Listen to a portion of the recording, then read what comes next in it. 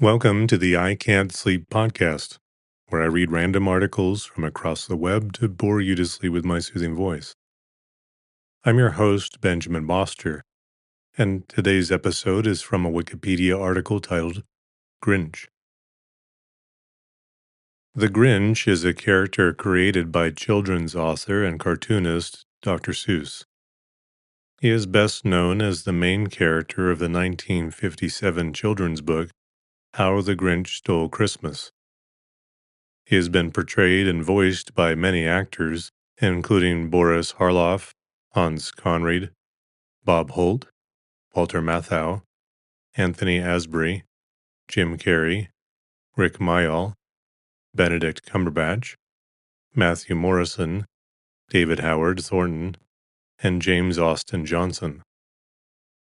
The Grinch is depicted as a green, furry, pot-bellied, pear-shaped, sub-nosed humanoid creature with a cat-like face and cynical personality.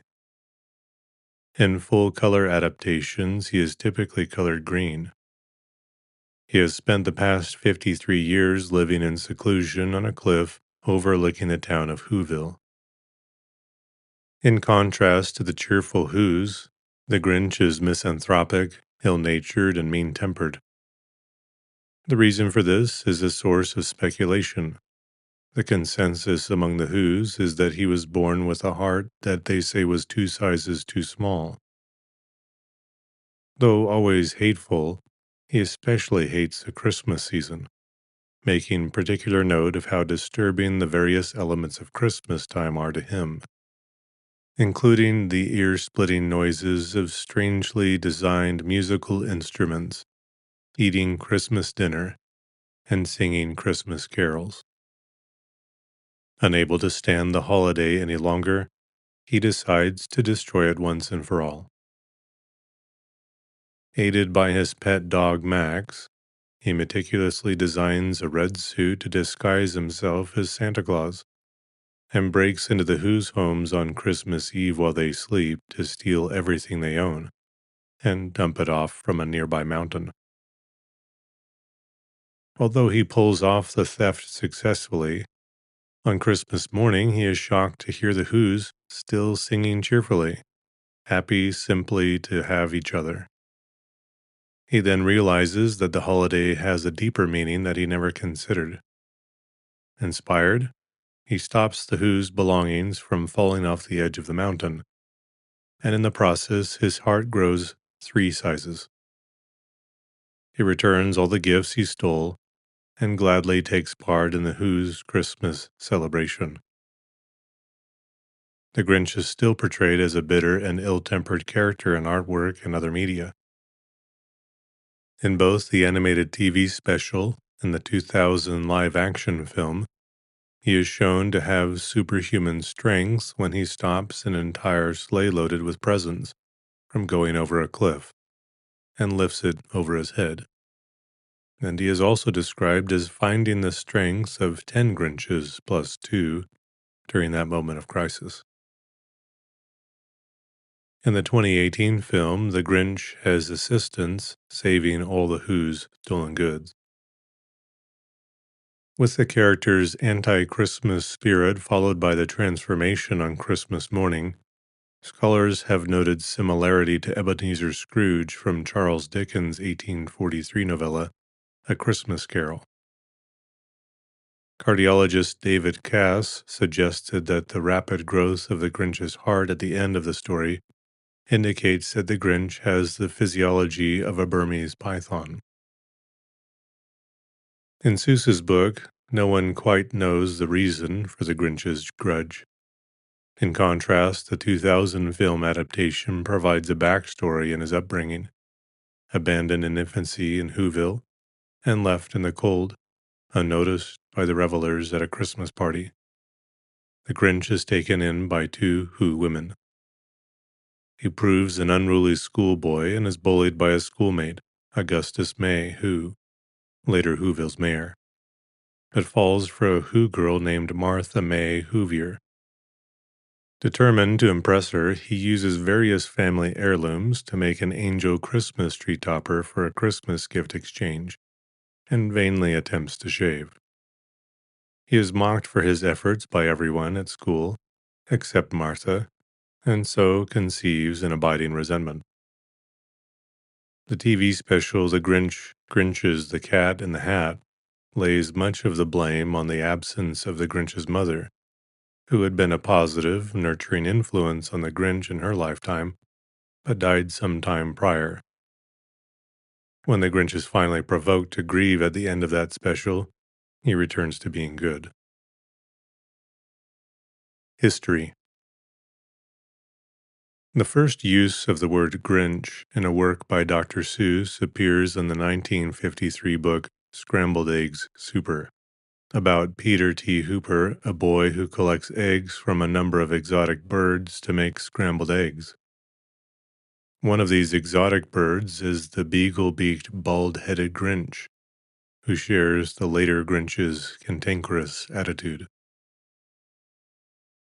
The name later appeared in the May 1955 issue of Redbook in a 32-line poem called The Hubbub and the Grinch. This version bears virtually no resemblance to the later character other than name, instead being a fast-talking salesman in the vein of Sylvester McMonkey McBean from the Sneetches and the Onceler from Seuss's later book, The Lorax.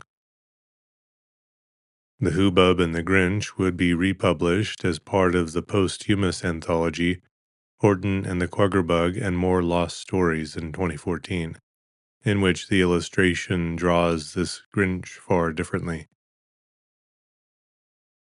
The Grinch, in his best-known incarnation, made his book debut in the 1957 story How the Grinch Stole Christmas, written and illustrated by Dr. Seuss, published as both a Random House book and an issue of Redbook magazine. In 1966, the story was adapted into an animated television featurette of the same name, which was directed by Chuck Jones and included the song You're a Mean One, Mr. Grinch. Boris Karloff serves as both the story's narrator and the voice of the Grinch. But the song was sung by Thurl Ravenscroft, as Karloff could not sing. The Grinch's green color debuted in the television special as a consensus choice among Jones and Seuss, who agreed green was the only choice that made sense. In 1977, Seuss responded to the fan request for more Grinch tales by writing Halloween is Grinch Night. The Grinch is voiced by Hans Conried. This was followed in 1982 when Marvel greenlit The Grinch's The Cat in the Hat, a TV film co-starring the Cat in the Hat. The Grinch is voiced by Bob Holt. The special was produced by Dr. Seuss, though under his real name, Ted Geisel. Although not as successful as the original, the two films both received Emmy Awards. Several episodes of the 1996 Nick Jr. Channel television show, The Wubbless World of Dr. Seuss, feature the Grinch as the main antagonist, this time in puppet form. He was performed and voiced by Anthony Asbury from Season 1, 1996, to Season 2, 1998. A 2000 live-action feature musical comedy film based on the story, directed by Ron Howard, and starring Jim Carrey as the Grinch, was a major success at the box office. A video game based on the film, simply entitled The Grinch, was released on several consoles and PC in the same year.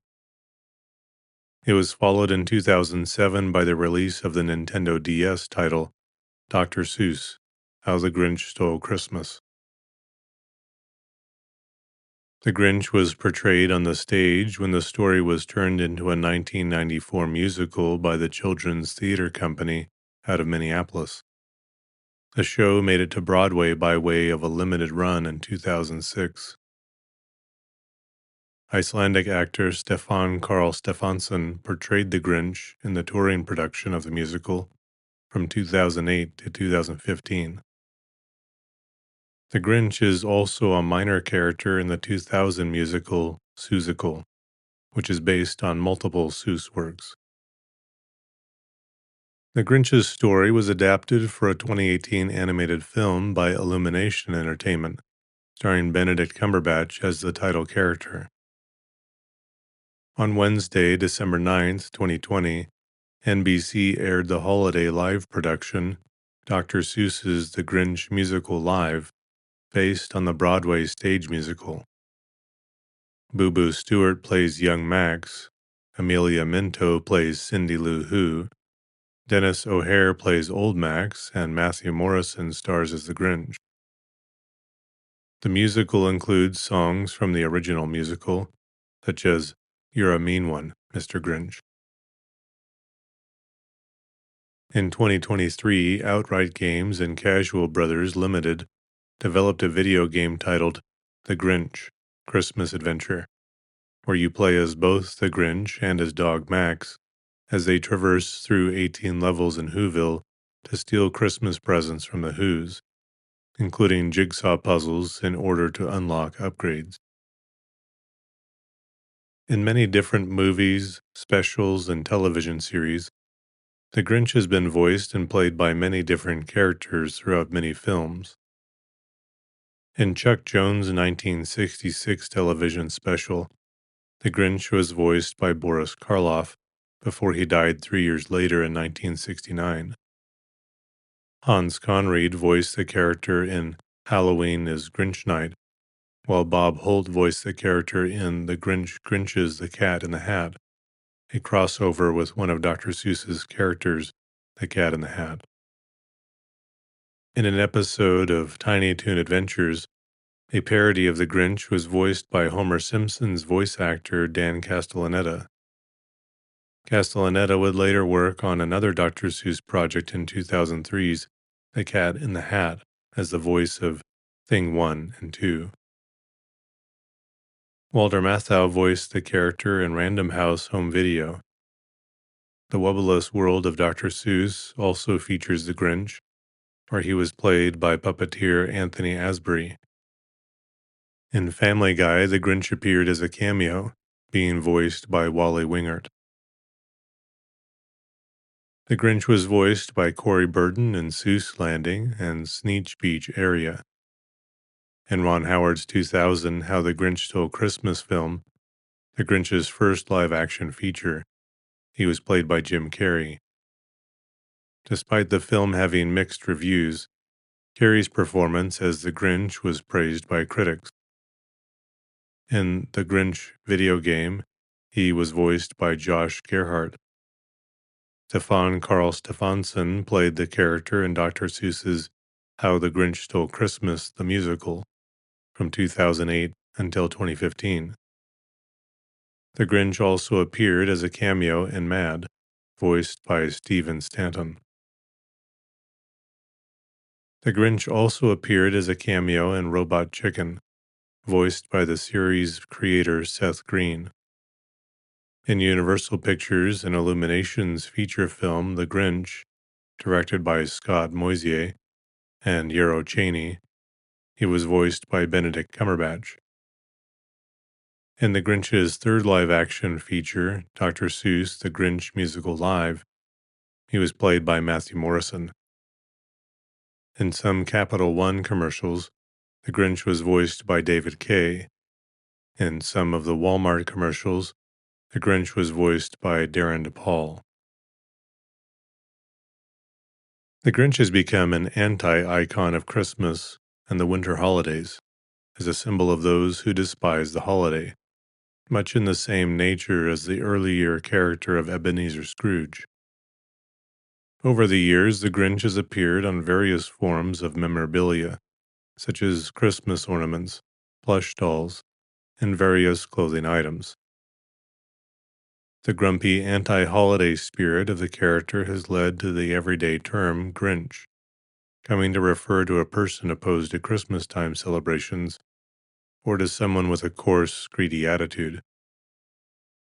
In 2002, TV Guide ranked the Grinch number 5 on its 50 greatest cartoon characters of all time list.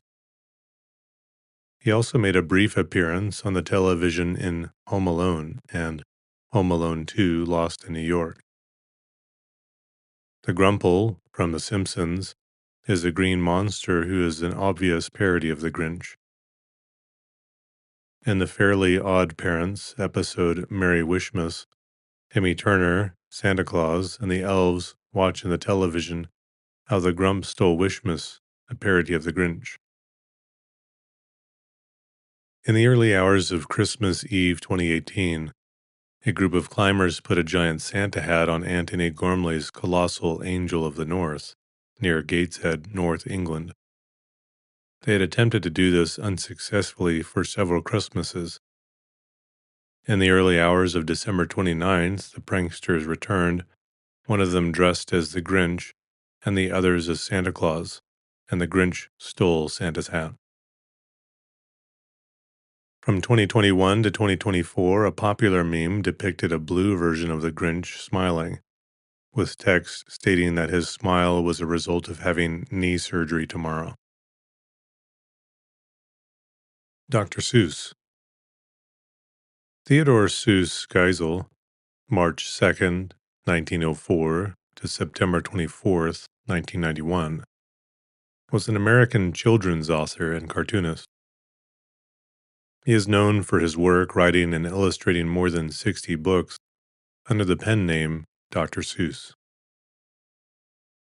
His work includes many of the most popular children's books of all time, selling over 600 million copies and being translated into more than 20 languages by the time of his death. Geisel adopted the name Dr. Seuss as an undergraduate at Dartmouth College and as a graduate student at Lincoln College, Oxford.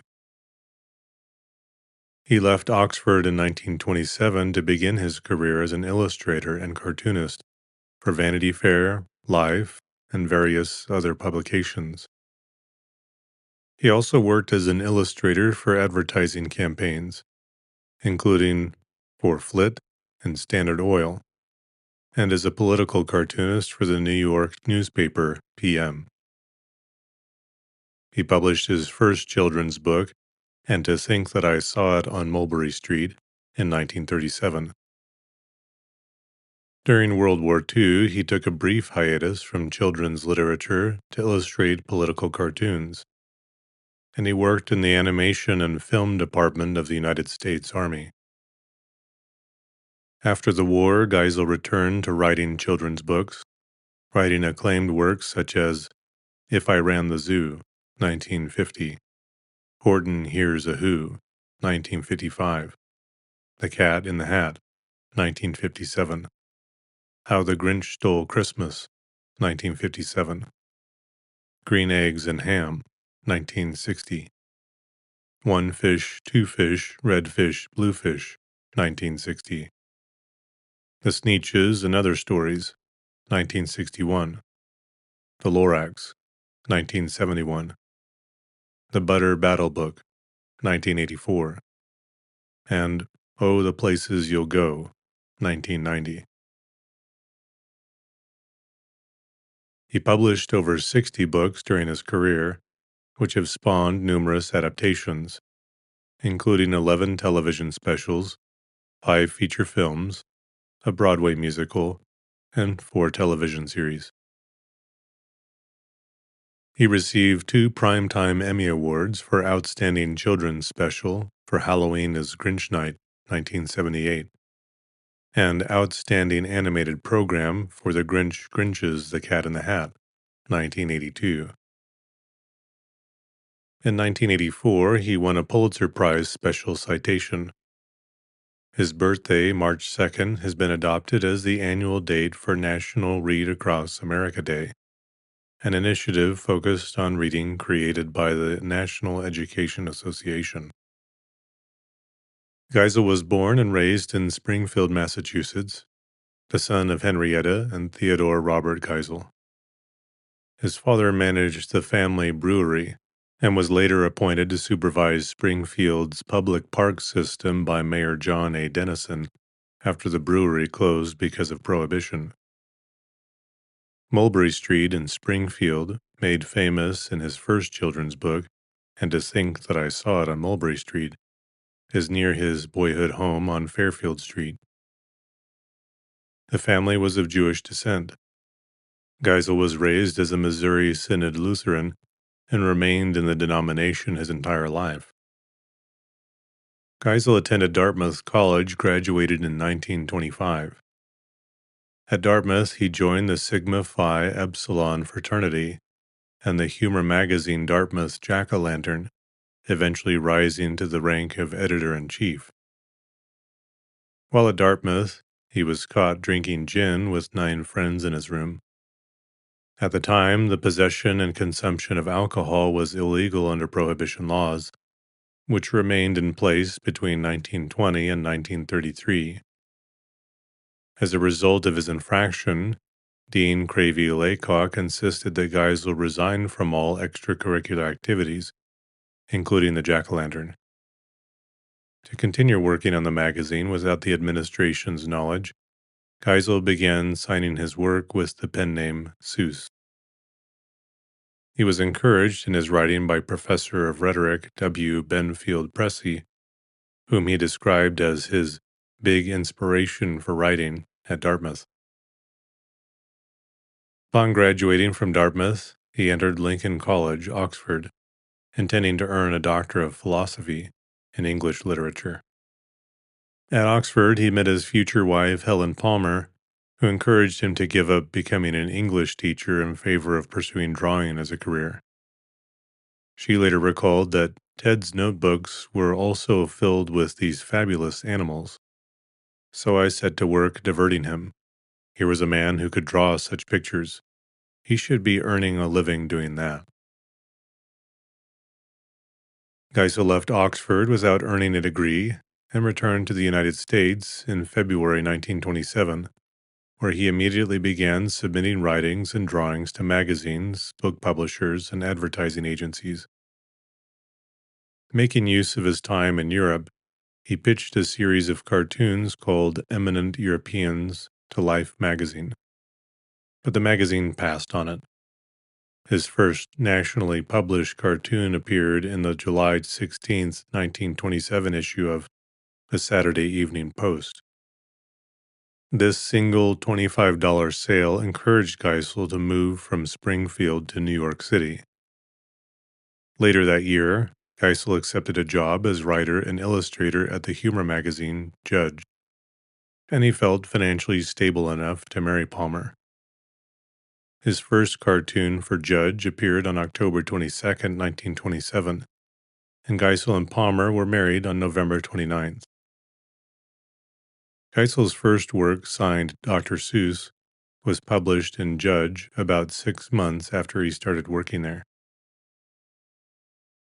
In early 1928, one of Geisel's cartoons for Judge mentioned Flit, a common bug spray at the time manufactured by Standard Oil of New Jersey. According to Geisel, the wife of an advertising executive in charge of advertising Flit saw Geisel's cartoon at a hairdresser's and urged her husband to sign him. Geisel's first Flit ad appeared on May 31, 1928, and the campaign continued sporadically until 1941. The campaign's catchphrase, "Quick, Henry, the Flit," became a part of popular culture. It spawned a song and was used as a punchline for comedians such as Fred Allen and Jack Benny.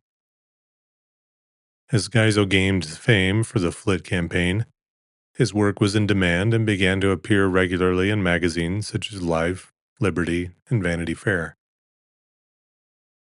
The money Geisel earned from his advertising work and magazine submissions made him wealthier than even his most successful Dartmouth classmates.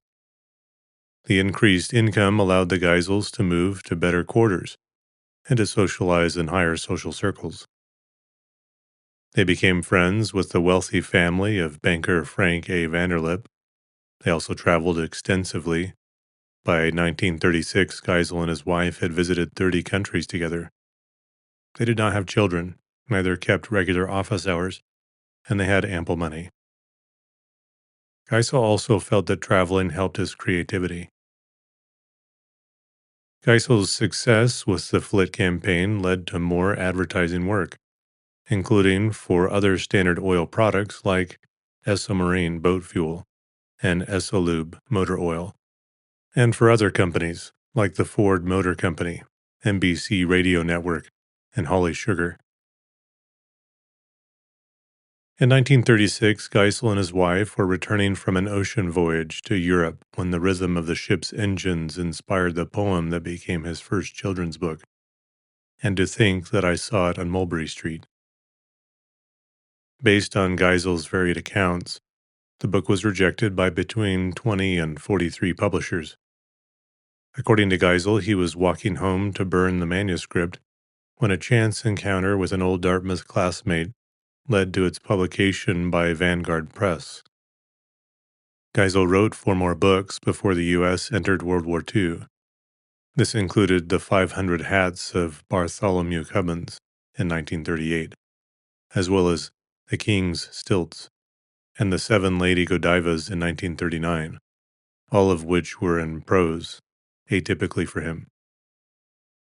This was followed by Horton Hatches the Egg in 1940, in which Geisel returned to the use of verse. After the World War II, Geisel and his wife moved to the La Jolla community of San Diego, California, where he returned to writing children's books.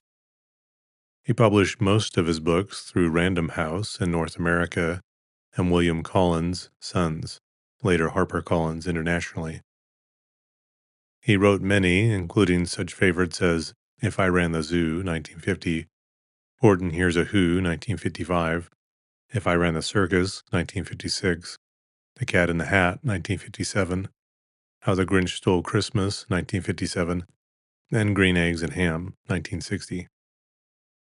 He received numerous awards throughout his career, but he won neither the Caldecott Medal nor the Newbery Medal.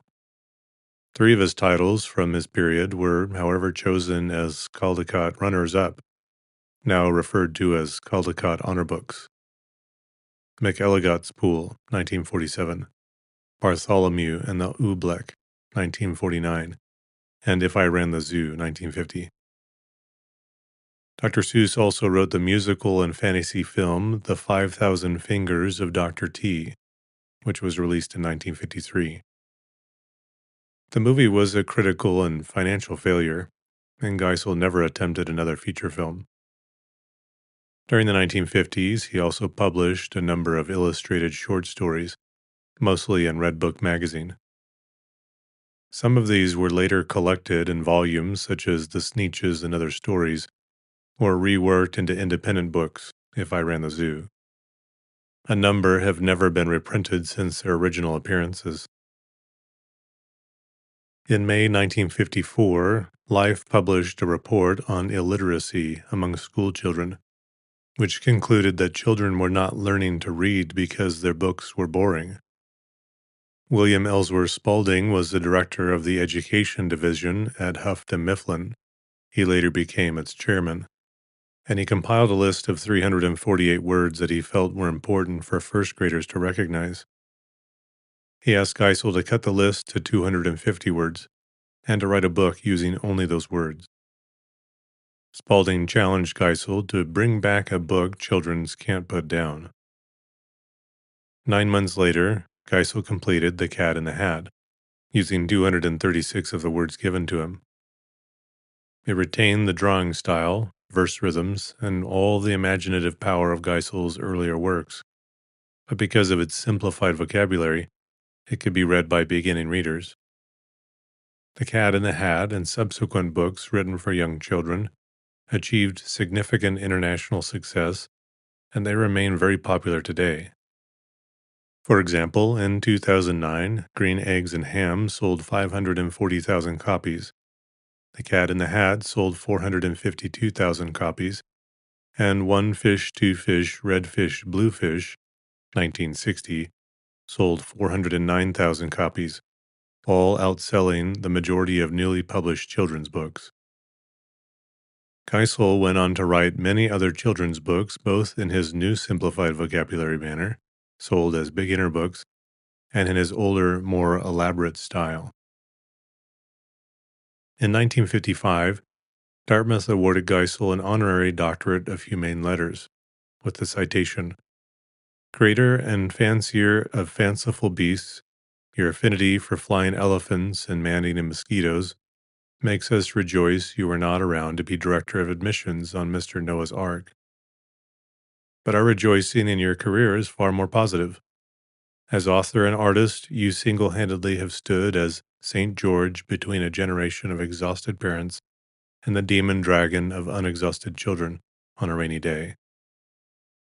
There was an inimitable wriggle in your work long before you became a producer of motion pictures and animated cartoons. And as always, with the best of humor, behind the fun there has been intelligence, kindness, and a feel for humankind. An Academy Award winner and holder of the Legion of Merit for war film work, you have stood these many years in the academic shadow of your learned friend, Dr. Seuss. And because we are sure the time has come when the good doctor would want you to walk by his side as a full equal, and because your college delights to acknowledge the distinction of a loyal son, Dartmouth confers on you her doctorate of humane letters. Geisel jokes that he would now have to sign Dr. Seuss. His wife was ill at the time, so he delayed accepting it until June 1956. Geisel was awarded an honorary Doctorate of Humane Letters, LHD, from Whittier College in 1980. He also received the Laura Ingalls Wilder Medal from Professional Children's Librarians in 1980, recognizing his substantial and lasting contributions to children's literature. At the time, it was awarded every 5 years. He won a special Pulitzer Prize in 1984, citing his contribution over nearly half a century to the education and enjoyment of America's children and their parents.